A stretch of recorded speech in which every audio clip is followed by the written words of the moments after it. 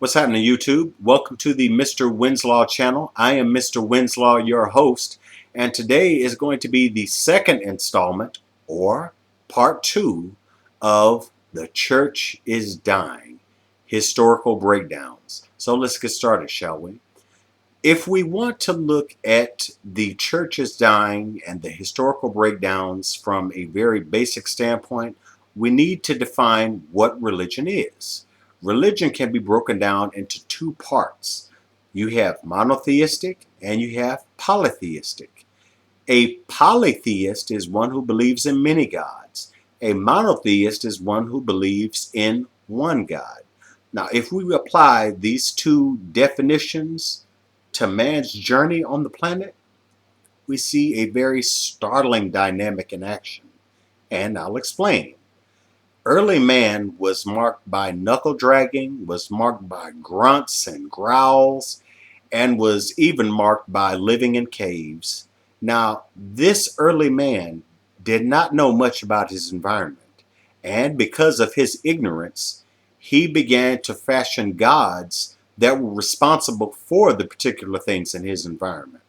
Classic example, if there was thunder and lightning and rain, early man thought that this was a sign that the sky god was angry with him. If there were earthquakes, this meant that the earth god was angry with him, and so on. You get the picture. Early man went from being a very, very crude knuckle dragger into being someone that was polytheistic. He assigned a god to the things in his environment that he could not explain. Time progressed. This early man began to affiliate himself with early men from other tribes, or he began to learn more about his environment. He learned to make fire. He learned to irrigate the soil, which enabled him to have a very basic knowledge of agriculture so he could make crops.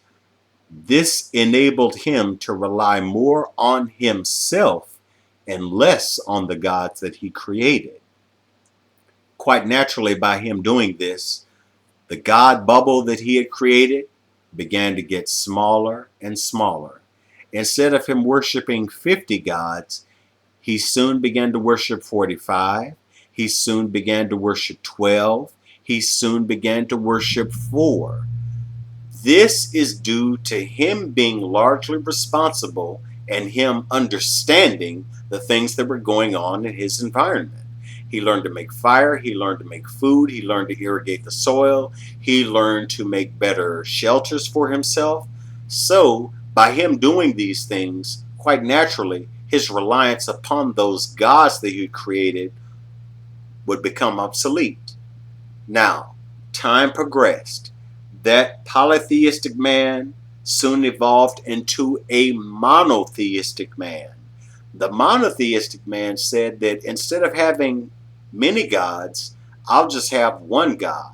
And that one God will encompass all of the capabilities of the gods that I created in the years before. Classic example. Maybe you've heard of this.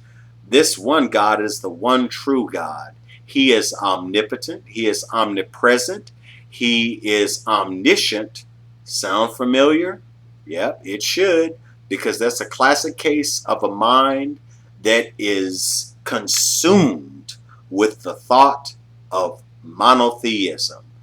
One God that is capable of doing all of the things that all of these other gods can do. Now, it doesn't take a rocket scientist YouTube community to figure out what's going to happen to that monotheistic God. Nature is progressive. Time is progressive. Mankind's march on the planet is progressive.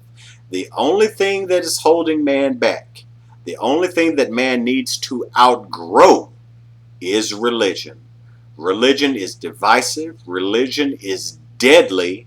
The Crusades is proof positive of this, as well as the Spanish Inquisition, the French Wars of Religion, and so on. But nonetheless, we need to put religion where it belongs, in file 13, in the trash. Flush it down the toilet. You will go cuckoo for Cocoa Puffs if you engage your mind in religious thought. Whether you are a polytheist or a monotheist, you are a human being. Human beings are progressive. This is a dynamic that we cannot deny because time has shown us how we have gone from knuckle dragging, from having steam power to nuclear power, and even beyond. This is something that we really need to take some serious stock into. A monotheistic mind is not going to endure. A monotheistic mind is a mind that is going to hold you back. Embrace reason. Embrace critical thought. When you do that, and when you cast off that belief in monotheism, then will the truly miraculous happen. True believer, I dare you to engage in true thought, because that is something that I do believe that you will find very wondrous and magical indeed. From the Mr. Winslow Studios, peace.